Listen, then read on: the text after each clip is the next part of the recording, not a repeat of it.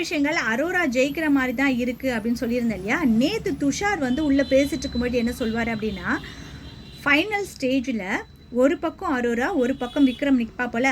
அப்போது விஜய் சேதுபதி சார் விக்ரம் தான் ஜெயிச்சிட்டாரு அப்படின்னு சொல்லிட்டு கையை தூக்குவார், அவருடைய கையை அப்படின்னும் பொழுது அரோரா சொல்லுவாங்க, விஜய் சேதுபதி சார் தூக்குற அளவுக்குலாம் நான் பார்க்க மாட்டேன், நான் உடனே அவர் கையை பிடிச்சி நான் தூக்கிடுவேன் ஜெயிச்சதா அப்படின்னு சொல்லுவாங்க.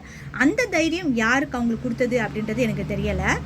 ஏன்னா ஜெயிக்கணுன்ற ஆசை இருக்கும் அப்படின்னு எல்லாரும் சொல்லலாம். ஆனால் இவர் என்ன கையை தூக்குறது, நானே கையை தூக்குவேன் அப்படின்னு சொல்லிட்டு சாதாரணமாக கூட விளையாட்டாக இது வரைக்கும் யாருமே சொன்னது கிடையாது. ஆனால் இவங்க இவ்வளோ தைரியமாக சொல்கிறாங்க அப்படின்னா ஜெயிச்சிடுவோம் அப்படின்ற கான்ஃபிடென்ட் இருக்கிறதுனால தானே சொல்கிறாங்க. அதே மாதிரி திவ்யா வந்து நான் ஜெயிச்சிட்டா நான் இவ்வளோ சந்தோஷப்படுவேன் அப்படின்னு சொல்லி பேசிட்டு இருக்கும்பொழுது அந்த இடத்துலையும் குறுக்க அரோரா பேசுவாங்க, அதை வேறு டைட்டில் கூட நீ எடுத்துகிட்டு போயிடு, ஆனால் விஜய் சேதுபதி எனக்கு தான் அப்படின்னு சொல்லுவாங்க. எந்த தைரியத்தில் நீங்கள் அப்படி சொல்கிறீங்க? நார்மலாக வீட்டில் இருக்கக்கூடியவங்க யாராவது ஏதாவது ஒன்று பேசினா விஜய் சேதுபதி அவங்கள நிற்க வச்சு, அதுவும் போன வாரம்லாம் வந்து பார்த்திங்கன்னா பிரவீன் ராகர்ஜை நிற்க வச்சு நல்லா ரோஸ்ட் பண்ணி எடுத்துருப்பாரு. வியானாவையும் அப்படி தான் பண்ணியிருப்பாரு.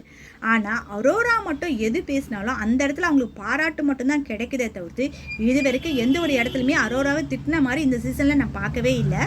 இந்த பிரச்சனைலாம் வேணாம்னு சொல்லிட்டு தான் வினோத் எனக்கு 18 லட்சம் கிடைச்சா மட்டும் போதும் அப்படின்னு சொல்லிட்டு மனுஷன் அழகாக அதை எடுத்துகிட்டு போயிட்டார். உண்மையாலுமே அவர் பண்ணது தான் புத்திசாலித்தனம் அப்படின்னு நான் நினைக்கிறேன். நீங்கள் என்ன நினைக்கிறீங்க அப்படின்றதையும் கமெண்ட்டில் சொல்லுங்கள். எனக்கு அந்த ஃபைனல் ஸ்டேஜில் விஜய் சேதுபதி கையை பிடிச்சிட்டு இருக்கக்கூடிய அந்த 2 நபர் சபரி திவ்யாவாக இருக்கணும் அப்படின்னு நான் ஆசைப்பட்றேன். நீங்கள் யாராக இருந்தால் நல்லா இருக்கும்னு நீங்கள் ஆசைப்பட்றீங்களோ அதை வந்து கமெண்ட்டில் சொல்லுங்கள்.